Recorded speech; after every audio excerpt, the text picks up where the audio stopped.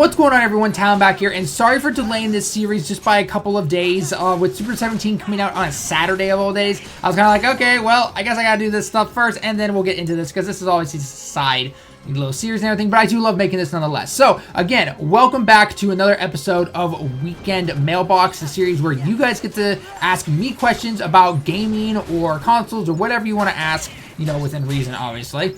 And then I will give my humblest opinions on them. And as per I said last video, you know, I wanted to see, you know, what everyone else saw in the community, what questions got the most likes, which ones I found interesting. So I kind of picked from a mix of those, and not picking the repeat questions that I always seem to get no matter what. But hey, you know what? That's what this kind of video is always going to attract. So nonetheless. But anyway, so first question comes today from Alex, and he says, I say we need to get some global exclusive content to separate global from JP and not keep it as a worse version of the game that isn't native to our language. Global and JP are two different games and should be treated like such.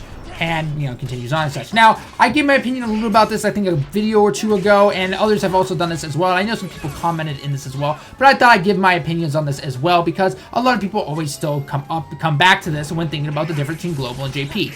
The biggest thing with global right now is that you're not going to be seeing exclusive content for global because it is made by the same team that does JP. The JP branch of Bandai here in Japan, they take care of both versions of the game. There is no global branch in Bandai that takes care of this global part of the game. Now, I will admit though, they are slowly starting to improve global a little bit. For example, right now, you guys have the God Banner coming, that is out right now, the tickets and everything. And with every login, yes, you're only getting 150 stones compared to the 250 stones, but you guys are getting a lot, and I mean a lot, of those ability orbs, and I am totally jealous of that, actually. I truly am.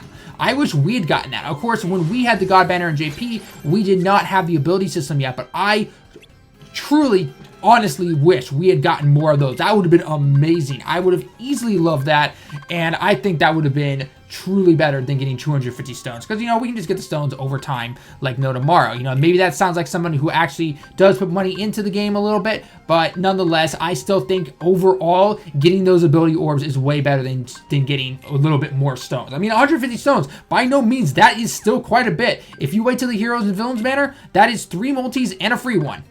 4 multis right there. You can't complain about that. So by all means, I would say take those ability orbs and do it every day. In terms of what you can do next, global, it's kind of lagging. I think that's more because of that dead zone that they had. Like, they were starting to catch up, but then JP just pushed really far ahead because, of course, the team was focused on JP and not really doing much with global. So that is the unfortunate part, but, you know, they are starting again to slowly push back, I think, and start to bring it up. But in the end, it's not really gonna work unless they finally just give global away to another branch that can work on it solely and not have to worry about you know, them taking resources from global or taking workers from global and then putting them back on the JP, because that's essentially what happens. It's like anything. It'd be like an anime episode or essentially like that. You know, you want to take the really good creators and everything and take them away from maybe the next episode of One Piece or something like that, or let's say Dragon Ball Super, for example, and you want to put them on the One Piece movie or something like that. That is exactly what that has happened in the past, and that is an example of something else, but same methods right there. So again, I honestly don't see it happening. I could be wrong. It could be completely wrong, but I highly doubt it. You know, I think they're always going to favor JP a little bit more in terms of the exclusive content, because they can bring stuff like Dragon Ball Heroes and everything. But, you know, I think they're slowly starting to do it. Hopefully they can start to learn from us a little bit, you know, especially with the abilities orbs that you guys are getting and everything. But I don't know, we'll have to see. Let me know down in the comments below what your thoughts are. Do you think global is fine the way it is? Do you wish that they would start to do a little bit more exclusive stuff? Do you think that they should just give it to, you know, give it to another branch? And if you say yes to that, what do you want that branch to do essentially? Like, what exclusive stuff can you give global that JP doesn't already have? I mean, or will have eventually. So that is the interesting question, actually. So I will ask, what exclusive content exactly are you looking for? So yeah. The next question comes from Burry, and I think Burry, is how your name goes, good sir. I'm not really sure, but he says, "Do you think Bandai will ever implement in-game fusions?" This one got a lot of upvotes, so I had to go with it. So he says, for example, if you have Trunks Kid, or I think you meant to say Kid Trunks and Goten, new cards or rebirth old ones in battle. Then they have a passive. If together in a round and both get the SA, they have a chance to fuse together and deal more damage with some fancy animations, and it should only last one round or maybe more. Really depends on how overpowered they would be. Something like a transformation mechanic that are already in the game but require 2 cards instead of 1 to make the fusion part a bit more challenging. So if I'm thinking correctly, the way I'm trying to picture this in my head essentially is that, let's say for example, you're playing with a Super Saiyan team or something like that. You have Super Saiyan Kid Trunks, you have Super Saiyan Kid Goten, and they're on the field at the same time. You get the Kamehameha for Goten, you get the, I think it's Final Cannon for Kid Trunks, I'm not sure on that one, or whichever one I guess you're picking essentially. And essentially, if they are linked together, so maybe this would be via a link, maybe not really a passive or something like that, but then they have some kind of chance to then, maybe do a fusion, like, so normally, Goten fires the Kamehameha, Trunks to fire of his attack, and it will just go on. But maybe if you had, let's say a 30% chance or something like that, to then fuse and then do the attack, maybe you'd see some little animation and go, fusion ha, and then they'd fire off, Galactic Donut or something like that. Obviously those are already in the game and all that stuff, but nonetheless, so that I have to admit, that's actually that's a pretty cool idea. Again, it relies on the RNG system, which we see in the ability system or the potential system essentially already. So I don't see a problem with that. How they would implement it, I'm not really sure, in old cards at least. I mean, yes, you can always say, well, a lot of cards obviously are not filled out to the brink of passive or link skills, so you could just simply add in the link to them, which is true. But then I think the one thing I personally see a little bit of trouble with it, the only thing I really see personally, is what cards can you get? Is it only cards we know I can get fusions? Are we going to be dipping into the Dragon Ball Fusions game? Because technically anyone in that game can fuse. Because I don't think we're really going to be seeing something where we see like Brawly and Frieza fuse. That'd be creepy, I'm not going to lie. But nonetheless, so that would be the one issue I could see with it, potentially picking exactly who, unless maybe it's not fusion, maybe you could call it like teamwork or something like that, where so maybe if you do have someone you would never really see fuse or something like that, you could see them team up and do something. So maybe, for example, we take, I don't know, King Cold and Goku for some, for whatever reason they would, I'm saying a random example here. Obviously, I don't think those two would ever have that link, because I'm going to go with the link instead of the passive, I would say, with this. But let's just say, for example, okay, actually, let's make a better example. Let's say Frieza and King Cold, okay? Obviously, father-son, the whole 9 yards, essentially, okay? So if they activate, if that link wants to activate on whatever chance it has, then maybe like King Cold will take Trunks' sword, because he always seems to have it in these cards for some reason.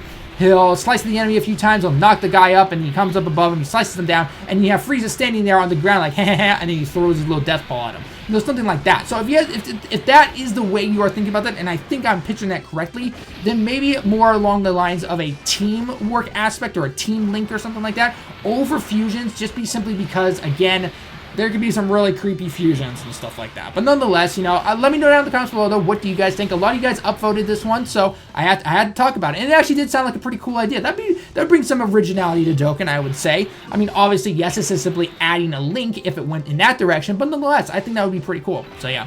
So, and then the next question comes from the Mammoth, and I know I've answered a couple of your questions already, man, but I did like this one because I am super hyped for this game, so I had to talk about it. And he says, hey, Talon, question for another game. Shadow of War, do you know this game, and do you know of the previous game, Shadow of Mordor? If yes, hyped about Shadow of War. Sadly, we have to wait until August, I believe.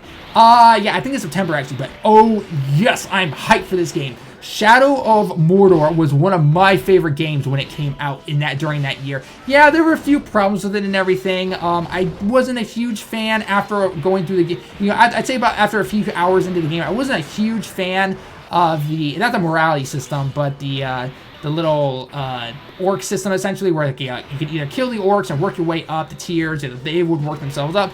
It was a cool idea, but I feel like there were a few things that could have changed with it. For example, there are definitely some times where I swore I took over like half of who was ever on that list of orcs, and then all of a sudden they're taken right back up and the mission will continue. I was just like, come on, guys, I'm trying to go about this the way you want me to, but I can't. It's like I had to skip over everyone and then just go right to the big bad bosses, essentially, and override them, essentially, and make them your little menus and everything. So there was a gameplay demo with Shadow of War and it looked really cool. It looked really cool. Obviously, it was an alpha and everything, and they have to fix and fine-tune a lot of stuff, which is no problem with it by any means. But I did think it was pretty cool how even if you're on the team with you summon your army of orcs and trolls and everything like that, that within it they can potentially betray you. They can work with whatever the deal might be depending on who the person is. I thought that was pretty cool. I think as long as they implement it correctly, which I'm not really sure how they can, because again, I'm not a game developer. I'm not sure how they could. But personally for me, I would say, let's say for example, if I have my army and one of my captains, he betrays me essentially, and he takes that section of his army with him, and he attacks me, and I have to use my army to fend him off and escape, because maybe for some reason then we can't complete the mission or whatever this might be. But I say after that, maybe don't ask us to try to rebrand him and bring him back to his side. If he is gone, if he's betrayed us, then we need to take him out permanently. There is none of this, oh, we're going to try and go back and just do this back and forth thing where of, controlling somebody, all they turn on is controlling someone, turn back on. So just an example like that. Obviously there's very little that we've seen of the game, but I'm highly, highly hyped for it. I'm not, I don't really pre-order games. I really don't, but Shadow of Mordor was a great game, and Shadow of War, as long as it continues the path and it, improves upon what the first game did, which was a lot of great stuff, easily a day one purchase for me, which is not saying much, because I don't really buy games first day unless they are really, really good. So yeah, I'm definitely looking forward to that game. So yeah. So anyway, guys, hope you enjoyed the video. Kind of a short one, only about 3 questions, give or take.